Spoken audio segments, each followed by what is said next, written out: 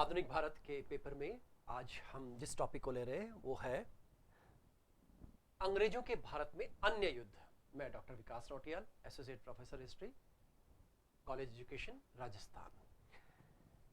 जैसा कि अभी मैंने पिछले लेक्चर्स में आपको बताया कि अंग्रेजों ने सीधे युद्धों के द्वारा, कूटनीति के द्वारा किस तरह से भारतीय राज्यों को अपने कंपनी के साम्राज्य में मिला लिया।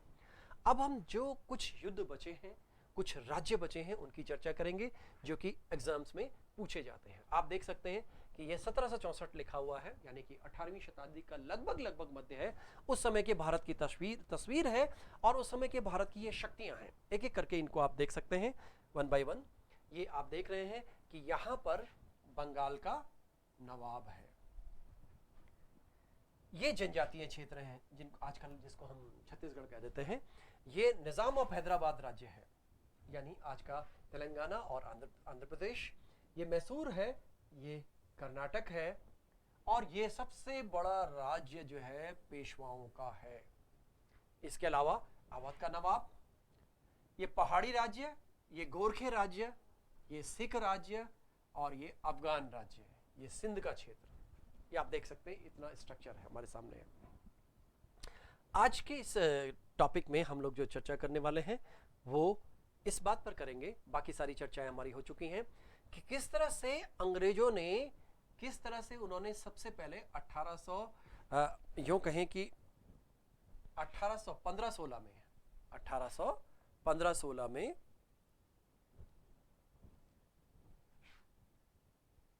किस तरह से गोरखों को जीता। संगौली की संधि, सुगौली भी लिखा होगा, संगौली भी लिखा होगा। इस संधि के द्वारा गोरखों को जीता। किस तरह से 1843 में सिंध का अधिग्रहण नेपियर द्वारा कर लिया गया। किस तरह से दो सिख युद्धों के द्वारा सिख साम्राज्य को या रणजीत सिंह के उत्तराधिकारियों के साम्राज्य का अधिग्रहण कर लिया गया, और किस तरह से अफगानों के साथ युद्ध किए गए जो कि विनाशकारी रहे, खास करके अंग्रेजों के लिए।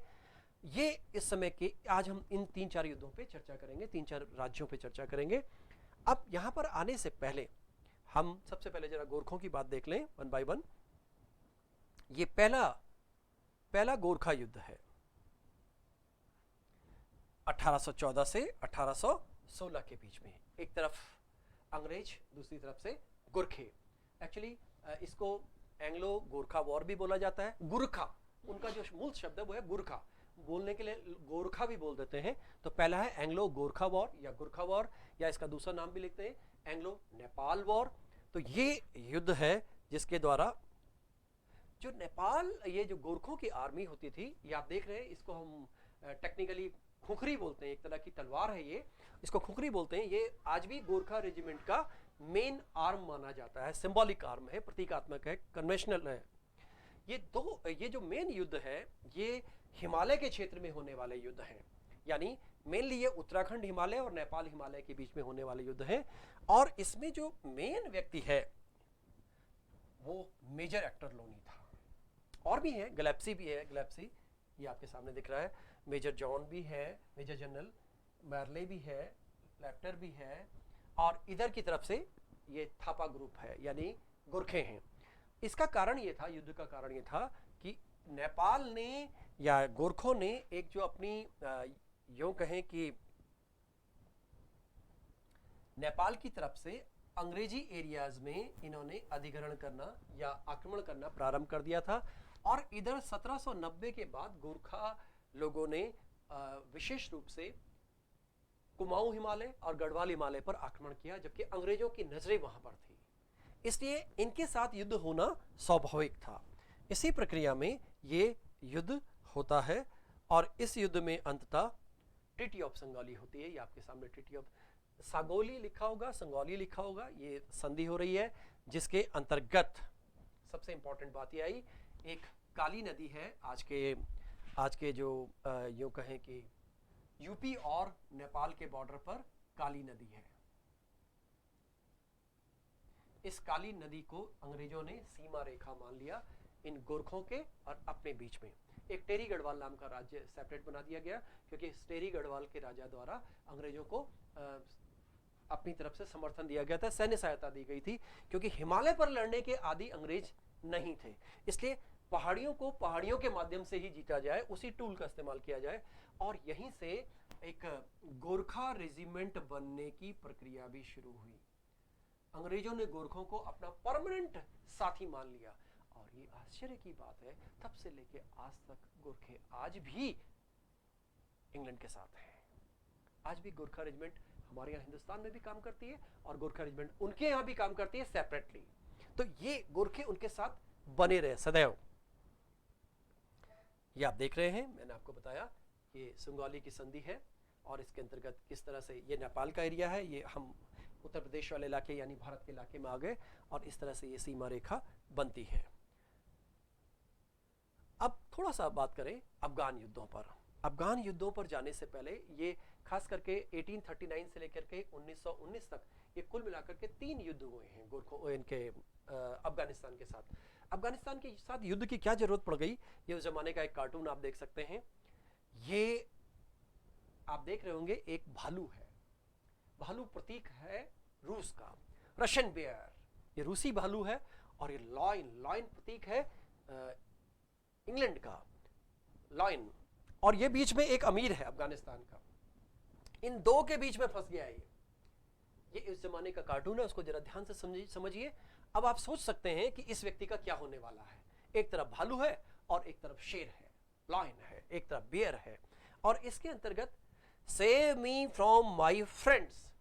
अब ये दोनों के दोनों ये कह रहे हैं कि आप मेरे दोस्त हो। अब आप अनुमान लगा सकते हैं ये किसका दोस्त होगा, क्या इसका दोस्त होगा या इसका दोस्त होगा। ये दोनों इसकी जमीनें हड़पना चाहेंगे, इसलिए अपने समर्थित राजा को ये लोग गद्दियों पर बिठाना चाहते थे। उस वक्त का स्ट्रक्चर देख सकते हैं आप, उस वक्त के इंडियन सबकॉन्टिनेंट का। इसको थोड़ा सा गौर से देखिएगा तभी आपको ये समझ में आएगा। अंग्रेज जो इधर से चल रहे हैं ये अफगानिस्तान है और इधर ये पूरा रूस का एरिया आ गया, इसके बीच में अफगानिस्तान है। तो एक पॉलिसी होती है जिसको हम बफर स्टेट पॉलिसी कहते हैं। बफर स्टेट, अंतस्थ राज्य, बफर स्टेट, अंतस्थ राज्य का सिद्धांत। अंग्रेज चाहते थे कि यहां पर हमारा आदमी कोई बैठे। यहां ये गौर कर लें कि ये वो पीरियड था जब रूस का तेजी से उदय हो रहा था। इसको हम बोलते हैं रसोफोबिया, रूस का भय। तो अंग्रेजों को लगता था, ईस्ट इंडिया कंपनी को लगता था कि कहीं ये ऐसे हिंदुस्तान में न घुस जाए रूस।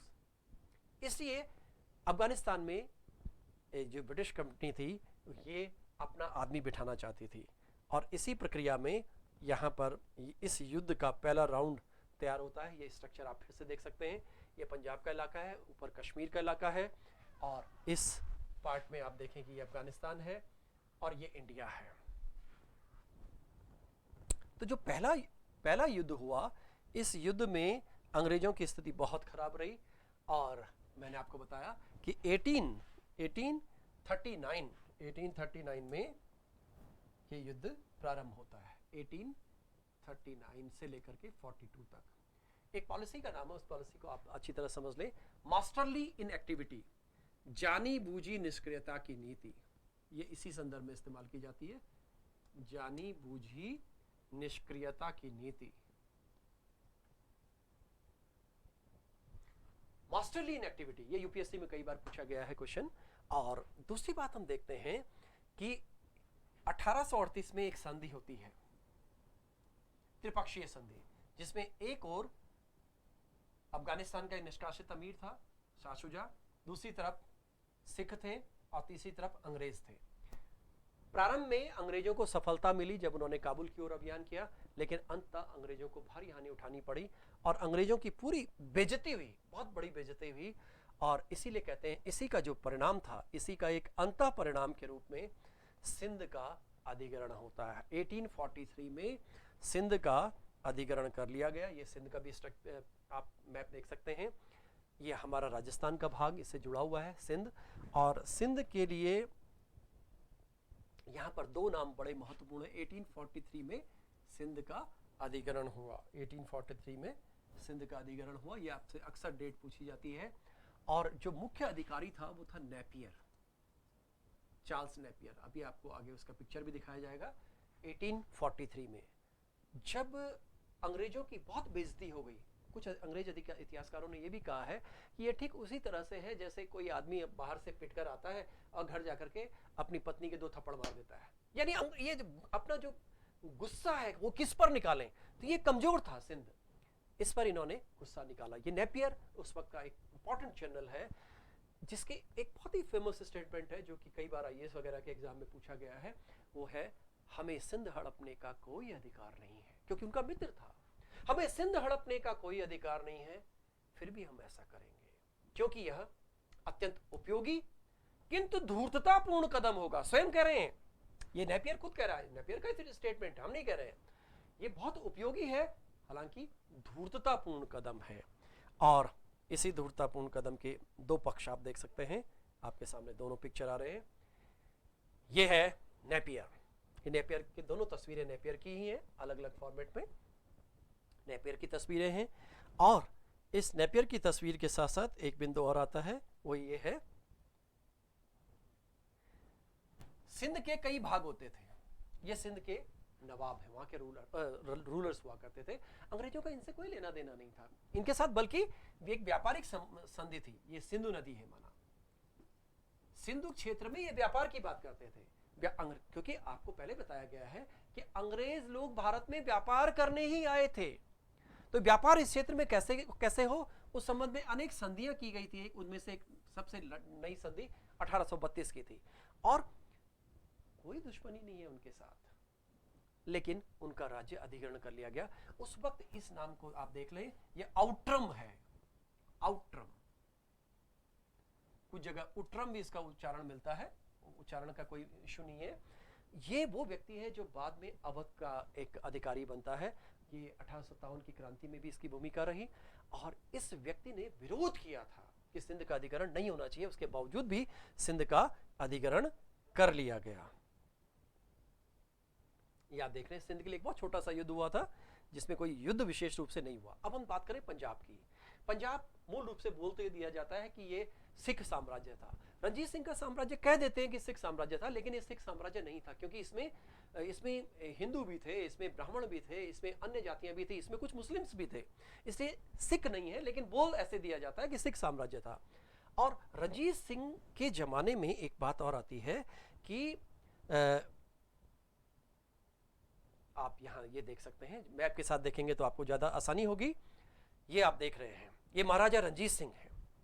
लगभग 1801 से लेकर के 1839 जब तक इनको पैरालिसिस नहीं हुआ, वहां पर इनकी डेथ हो जाती है।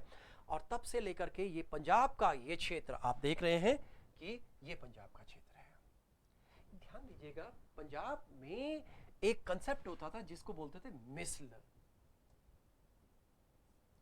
ये 12 मिसलें थी। मिस्र एक प्रकार का संगठन हुआ करता था, इक्वालिटी पर बेस्ड, कनिंगम जैसे कहते हैं, इक्वालिटी पर बेस्ड एक संगठन होता था सिखों का। जत्थे होते थे, और इन लोगों ने अपने अपने स्थापित किए हुए थे, क्या क्षेत्र स्थापित किए हुए थे। आप देख रहे हैं, हम नाम ही लेते हैं पंजाब, सामान्य भाषा में कह देते हैं 5 नदियों का देश। ये नदियां भी आप देख रहे होंगे, ये इंडस है, चिनाव है, रावी, ब्यास, सतलज, ये नदियां हैं। ये इनके अब जब, क्योंकि नदियों के बीच का क्षेत्र आप सब जानते हैं कि इसको हम क्या कहते हैं, दोआब। ये पूरे भारत के इतिहास में नहीं, पूरी दुनिया के इतिहास में दोआब अपना आप में महत्वपूर्ण होता है, क्योंकि दोआब के लिए लड़ाई होगी, क्योंकि वो अच्छी लैंड है, फर्टाइल लैंड है। और इसीलिए ये पंजाब में अंग्रेज का, रणजीत सिंह का साम्राज्य एक बहुत ही महत्वपूर्ण साम्राज्य रहा। और दूसरी तरफ हम देख रहे हैं दुर्रानी का साम्राज्य, ये अफगानों का साम्राज्य है। ये आप स्ट्रक्चरली देख रहे हैं, यहाँ पे महाराजा रणजीत सिंह है, और इधर की तरफ से अफगानों का प्रवेश भारत में होता था। क्यों डेवलप हुए सिख इस तरह से? सिख एक लड़ाकू कौम के रूप में, एक सैन्य कौम के रूप में इसलिए डेवलप हुई क्योंकि इधर से अटैक होता था। जब कोई भी अटैक होता है तो आपके सामने 2 ही विकल्प हैं, या तो आप लड़ने से पहले मर जाओ, और या तो आप सामना करो। सामना करोगे तो आपको सशस्त्र रूप से स्वयं को विकसित करना पड़ेगा। इसलिए गुरु हरगोविंद ने सिख मिलिट्रिज्म का कंसेप्ट दिया, और उसी कंसेप्ट के बेसिस पर बाद में बंदा बहादुर, रणजीत सिंह, कपूर सिंह, इन सब ने एक पूरा सिख राज्य का ग्राउंड तैयार किया। और इस प्रकार से हम देखते हैं कि किस तरह से पंजाब में एक सिख राज्य स्थापित होता है, या रणजीत सिंह का राज्य स्थापित होता है। ये आप देख सकते हैं, ये पंजाब की 5 नदियां, इन 5 नदियों के बीच में ये सारा। ध्यान रखिएगा, जब हम पंजाब की बात करते हैं तो यहां से आप ये मत समझिएगा कि हमारा पंजाब, हम इसमें हमारा और उनका दोनों पंजाब शामिल है। हमारे पास जो पंजाब आया है वो पंजाब ये है, अमृतसर से इसके आसपास का, लाहौर कट हो गया, लाहौर पाकिस्तान में है। तो पंजाब अपने आप में महत्वपूर्ण था, तो अंग्रेज किसी भी तरह से पंजाब पर भी नियंत्रण चाहते थे।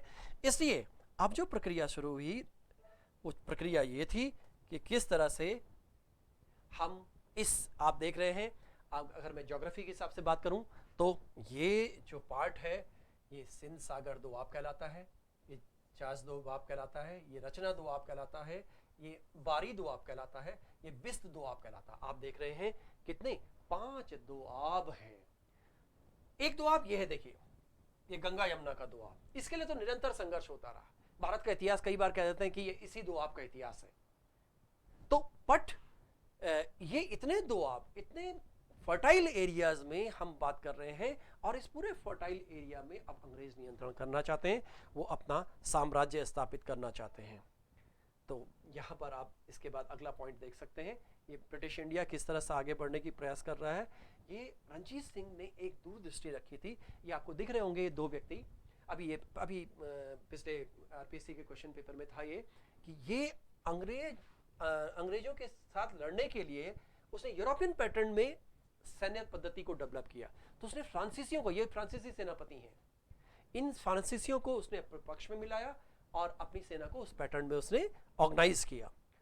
रणजीत सिंह की डेथ के बाद जो पंजाब था वो कमजोर होने लगा, क्योंकि जो 4 उत्तराधिकारी थे वो कमजोर थे और आपस में दरबारी कलह बहुत ज्यादा थी। इस दरबारी कलह के चलते एक्चुअली हुआ क्या था, यहां पर मैं एक बिंदु पर और बात करूंगा आपसे। 1809 में एक संधि हुई जिसको हम अमृतसर की संधि कहते हैं। इसमें यह बोला गया कि ये जो सतलज नदी है, सतलज नदी को अंग्रेजों और रणजीत सिंह के बीच की, यानी सिख राज्य के बीच की एक सीमा रेखा बोला जाएगा। लेकिन जब ये पहला युद्ध होता है, पहला युद्ध दरअसल 1845 का है, इसमें सिखों की सेना ने सतलज को क्रॉस कर दिया और यहीं से युद्ध प्रारंभ हो गया। इस युद्ध में अंग्रेजों के लिए सिखों को हराना मुश्किल काम था, लेकिन उन्होंने सिखों को कमजोर अवश्य कर दिया। इसीलिए यहाँ पे लाहौर की संधि होती है, और जैसा कि अंग्रेज किया ही करते थे, एक ब्रिटिश रेजिडेंट की नियुक्ति कर दी गई और अंग्रेजों के अधिकार इस क्षेत्र में बढ़ा दिए गए। इस प्रकार से ये आप देख रहे हैं कि जो युद्ध था, पहला युद्ध था, वो अंग्रेज जीत गए। लाहौर में और सिखों के राज्य में अंग्रेजों का एक तरह से कहें कि प्रभुत्व स्थापित हो गया। अब 48-49 में दूसरा युद्ध हुआ, सेकेंड वॉर। 1848-49 दूसरा युद्ध हुआ। इस युद्ध में इस समय तक डलहौजी आ चुका है। डलहौजी की आप सब ने सुना है, राज्य हड़पने की नीति। डलहौजी सीधा युद्ध करना चाहता था या कूटनीति के द्वारा राज्यों का अधिग्रहण करना चाहता था। तो इस युद्ध में भी नेपियर के आदेश थे जाने के, लेकिन तब तक नेपियर पहुंचता उससे पहले इस युद्ध को जीत लिया गया। गुजरात का युद्ध, कई सारे युद्ध हैं इसमें, छोटे छोटे। पंजाब अपने आप में, हमारे देश के इतिहास में पंजाब एक ऐसी जगह है, एक ऐसा प्रांत है, एक ऐसा सूबा है जहां हर 5वां गांव एक योद्धा गांव देखेंगे, जहां पर हर 5वां गांव आपको ऐतिहासिक गांव मिलेगा।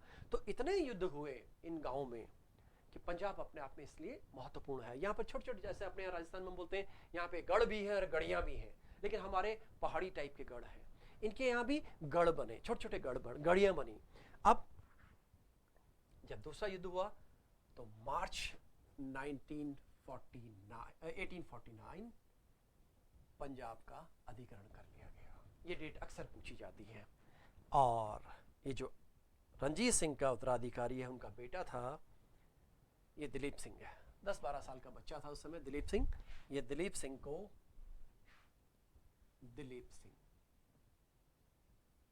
इसको बच्चे को पढ़ने के लिए भेज दिया जाता है। कहाँ?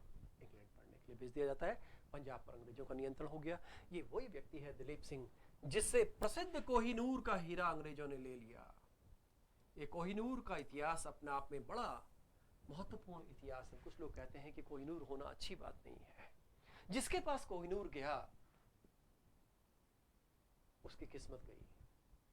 सबसे पहले ये मोहम्मद तुगलक के जमाने में इसका उल्लेख मिलता है, फिर उसके बाद ये मुगलों के पास आया। मुगलों से ये चला गया नादिर शाह के पास। नादिर शाह का पतन हुआ तो फिर अहमद शाह अब्दाली के पास आया। अहमद शाह अब्दाली के उत्तराधिकारियों के समय ये रंजीत सिंह के पास आया। यहाँ ये पंजाब का पतन हुआ, अंग्रेजों के पास चला गया और अंग्रेजों का एक बहुत बड़ा साम्राज्य है, जिसके लिए कहते थे कि अंग्रेजों के साम्राज्य में, रानी के साम्राज्य में कभी सूरज का अस्त नहीं होता है, उसके सूरज का पूर्ण रूप से अस्त हो गया। तो कई लोग इसका मिस इंटरप्रिटेशन भी करते हैं। दरअसल ये एक डायमंड था जो हिंदुस्तान में गोलकुंडा की खानों से मिला था और बहुत ही प्रेसियस है। आज उसका एक भाग महारानी के मुकुट पर भी है और कुछ उसका म्यूजियम में रखा है। इस प्रकार से हम देखते हैं कि यहाँ अंग्रेजों ने इसका अधिग्रहण भी कर लिया और अब तक भारत का अधिकांश भाग अंग्रेजों द्वारा जीत लिया गया और उपनिवेशवाद का एक नया चरण प्रारंभ हुआ। आज के लिए इतना ही। थैंक यू, धन्यवाद।